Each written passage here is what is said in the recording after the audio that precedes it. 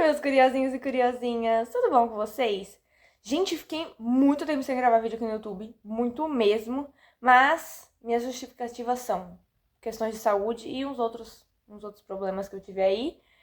Então, por isso que eu fiquei muito tempo sem gravar, mas eu voltei já, tá? Voltamos, o canal voltou com força total, até com a novidade de estar no Spotify agora, então se você não segue lá no Spotify, vai acompanhar, tá? Que a gente vai ter muitas novidades tanto aqui quanto no Spotify, então já corre lá pra ver.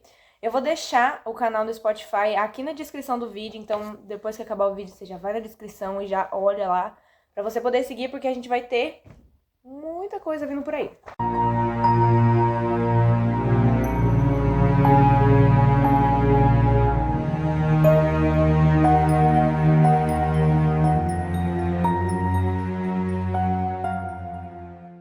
Gente, hoje a gente vai tratar, olha, tudo isso que eu trouxe pra vocês.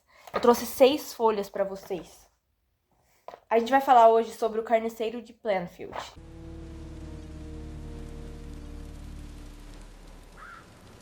Vamos começar, gente, porque olha o tanto de coisa que eu tenho pra vocês aqui, gente. 6 folhas. 6 folhas, tá? Não é uma, duas, são 6. É um roteiro pesado, é um roteiro bem cheio, mas vamos parar de enrolar, né, que eu tô enrolando demais, e vamos começar com isso daqui logo, gente. A América de 1957 estava passando por um pós-guerra fortíssimo, e naquela época tava a tendência do rock and roll, e eles também estavam passando ali por uma forte ilusão do comercial da margarina. Mas na pacata Plainfield, que é uma colônia rural isolada de Wisconsin com apenas 700 habitantes, os seus campos escondiam uma podridão gigantesca que desafiaria a própria sanidade da sociedade. O que se seguiu àquela temporada de caça não foi apenas a descoberta de crimes isolados, mas também a revelação do cenário mais grotesco e perturbador da história americana. Gente, vamos tratar um pouquinho agora sobre os personagens dessa história toda, né? Os principais. O primeiro personagem que a gente vai falar, e também o principal, é o Ed Gein. Edward Theodore Gein não parecia um monstro. Para os vizinhos, ele era apenas um solteirão de 51 anos, tímido, que tinha risada frouxa e extremamente prestativo. Ele fazia bicos como babá e ajudava na fazenda. Mas a sua mente era um labirinto sombrio, moldado por um isolamento severo e uma obsessão macabra, decorou? Macabra, que fervilhava na sua propriedade decadente. Agora que eu já fiz um resumo bem breve sobre Ed Gein, a gente vai falar sobre a mãe dele, ninguém mais, ninguém menos que Augusta Gein. Se o pai de Ed era um alcoólatra violento, sua mãe Augusta era o verdadeiro centro de gravidade do terror. Ela era uma fanática religiosa radical que isolou seus filhos do mundo todo. Todo. Ela pregava todo santo dia que as mulheres eram pecadoras e que iria levá-los a abrir as portas do inferno. Isso fez com que o Ed não apenas a obedecesse, mas a idolatrasse como uma rainha. Agora que a gente já falou tanto sobre os personagens quanto sobre o local em si, a gente vai tratar sobre algo que foi apelidado carinhosamente por O Cronograma do Horror, que deu início em 1944 e foi até 1957. No dia 16 de maio de 1944, um incêndio misterioso atingiu a fazenda dos Gein. Ed e o seu irmão mais velho, Henry, acabaram saindo para combater as chamas e se perderam. Horas depois, Gein guiou a polícia com precisão cirúrgica até o cadáver de Henry.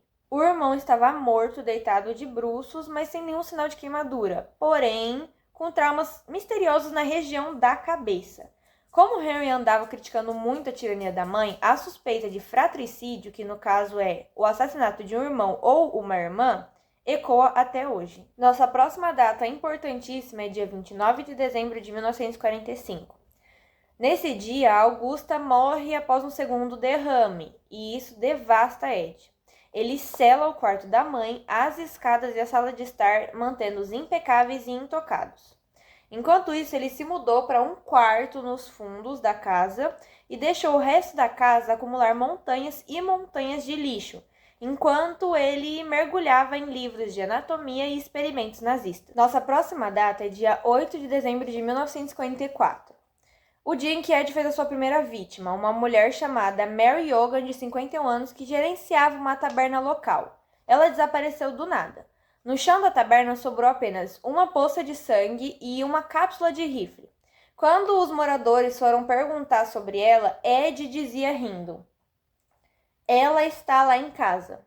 Rindo, né? Eu não vou falar isso rindo. Claramente, ninguém dos moradores, ninguém acreditou nele porque ele era conhecido como o esquisitão da cidade. Mas eles deveriam ter acreditado. E você vai entender já já o porquê. Nosso próximo momento importante é o dia 16 de novembro de 1957.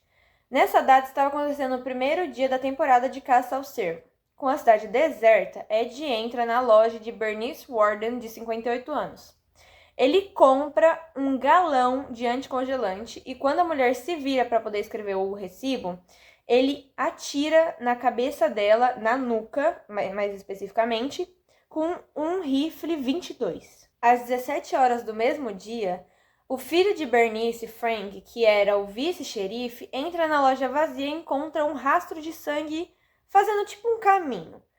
Quando ele vai seguindo o rastro, ele encontra um recibo largado assim no chão. Quando ele pega para poder ver o que era, ele encontrou a caligrafia de sua mãe vendendo o produto para Ed Gein. Agora que a gente já falou sobre as datas importantes, a gente vai falar sobre a descoberta macabra e vocês vão entender o porquê desse nome. Naquela mesma noite do dia 16 de novembro, enquanto Ed jantava tranquilamente na casa de um vizinho como se nada tivesse acontecido, a polícia invadia a sua fazenda às escuras. Gente, essa parte eu vou ter que ler, porque é complicada. Ao entrarem na chamada cozinha de verão, denominada pelo próprio Ed, o feixe de luz das lanternas revelou um corpo pendurado por ganchos no teto, preso pelos tornozelos. O corpo estava decapitado e completamente eviscerado como um animal abatido. Sabe de quem que era esse corpo? Bernice Warden.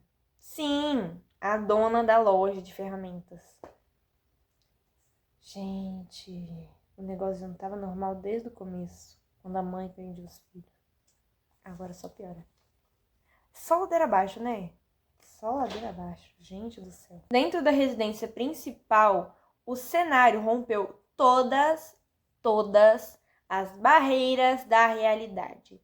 Sabe por quê? Porque os policiais simplesmente descobriram que o Ed utilizava suas habilidades de carpintaria e couro que ele herdou do pai simplesmente para uma nova e doentia matéria-prima.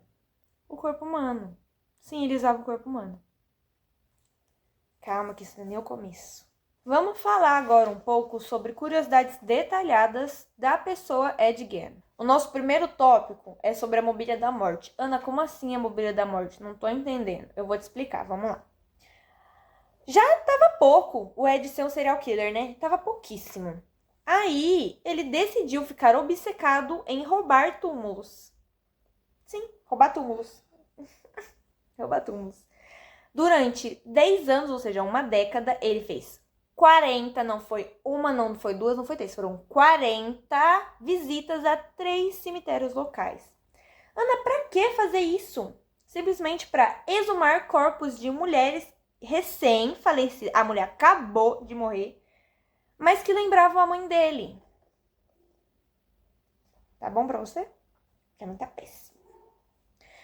E agora eu vou ler pra vocês essa parte. Da matéria-prima exumada, a polícia catalogou simplesmente cadeiras, não foi uma cadeira, foram cadeiras inteiras estofadas com pele humana, abajures revestidos de pele e lixeiras humanas, crânios humanos decepados no topo dos postes da sua cama, e um cinto feito com 8 femininos e lábios usados como puxadores. Eu vou ler dessa vez para vocês o nosso segundo tópico, que foi denominado carinhosamente como fantasia de mãe. Vamos lá. A descoberta mais perversa no armário de Ed foi uma roupa de 2 peças, né? A blusa e a calça, costurada inteiramente com pele de mulheres, incluindo moldados. Ele possuía uma coleção de máscaras feita com rostos reais das falecidas, com batom aplicado nos lábios.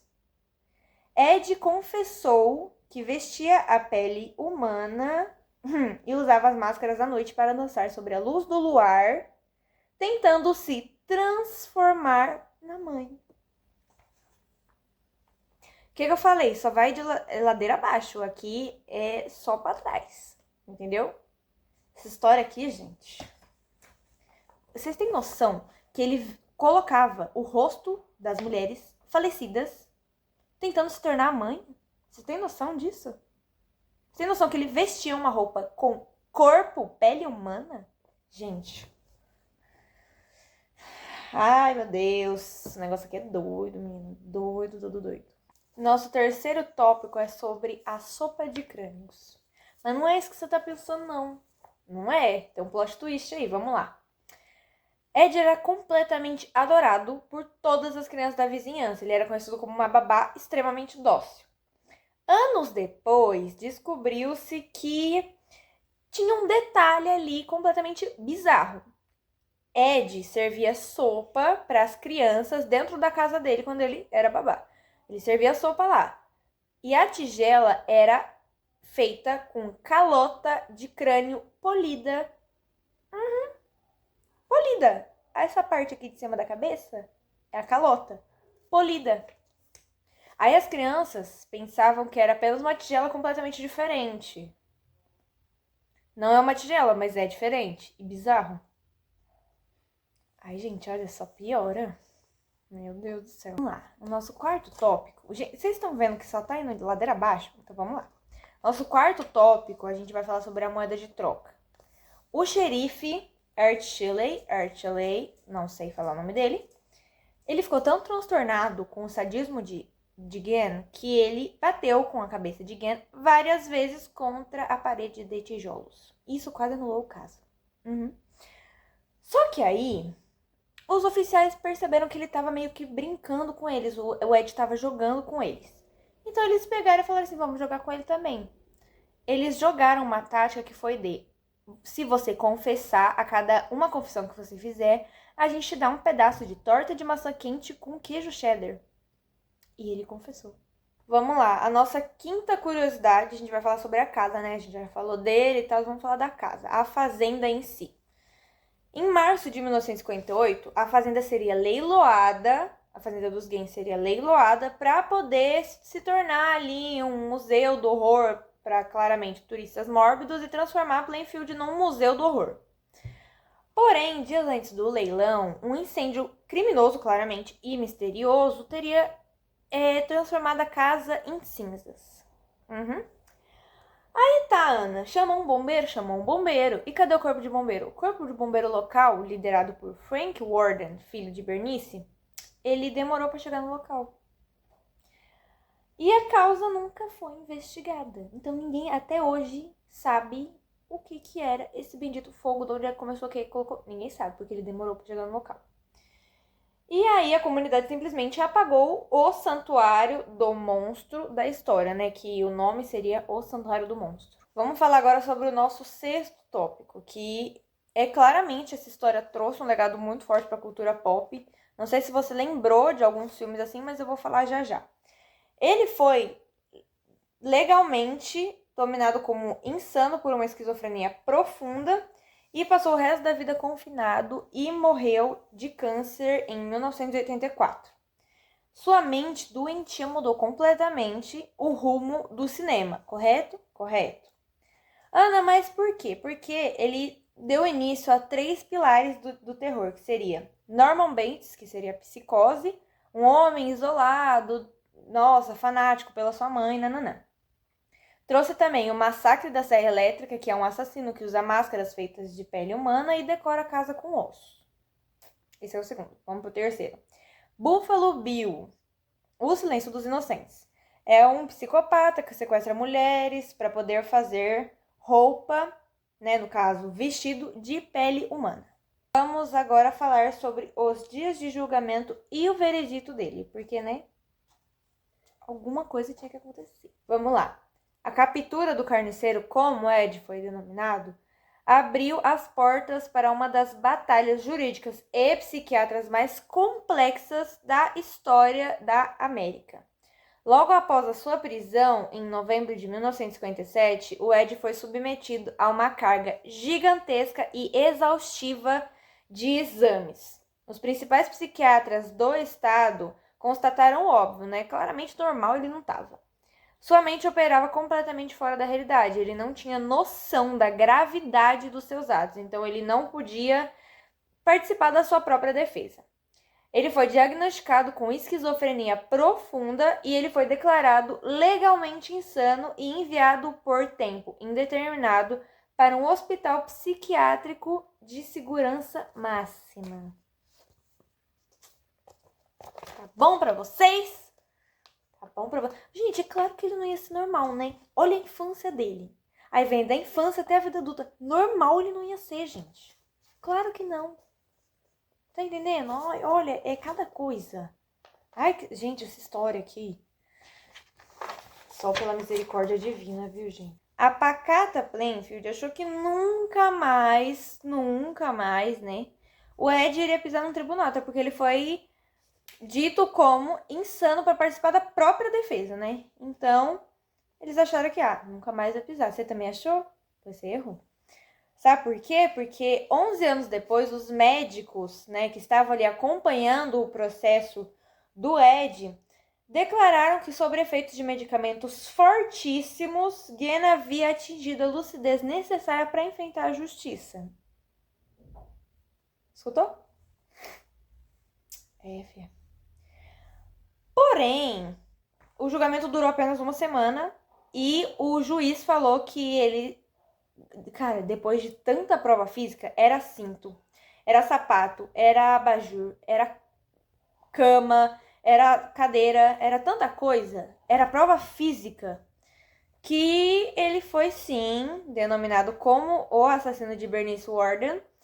Porém, graças à sua insanidade crônica, ele ficou afastado da sociedade, ou seja, ele ficou num presídio asilar, num asilo, pelo resto da sua vida. Aí tá, Ana, ele foi pro asilo. E aí, como é que foi dentro do asilo? Ele bateu em alguém? Não. Ele foi considerado o paciente modelo no asilo. Sabe por quê? Vamos lá. A vida de Guen, atrás das paredes do Hospital Estadual de Mendota, foi um dos maiores paradoxos da história. Ana, por quê? Aquele homem que eu falei, sabe, que aterrorizava todo mundo, que costurava corpos e não sei o quê? Sabe o que ele virou? Um dos detentos mais dócil, calmo e prestativo. Você tem noção disso? O cara se transformou do dia pra noite. O cara tava aqui matando geral, no outro dia ele tava ali. Calminho. Dando até conselho pros outros. Você acredita num trem desse, gente? Ai, olha. Aí, foram perguntar pros terapeutas e funcionários da clínica, né? Como é que ele tá e tal. Sabe o que eles falaram? Os terapeutas que conviveram com ele por mais de 2 décadas relataram que Guen nunca demonstrou qualquer tipo de agressividade, explosão de raiva ou rebeldia. Me explica? Gente, como é que explica um negócio desse? Eu tô incrédula. Aí, perguntaram, mas o que ele tá fazendo o dia todo? O que ele fica fazendo aqui? Né? Ele fica preso, ele fica realizando...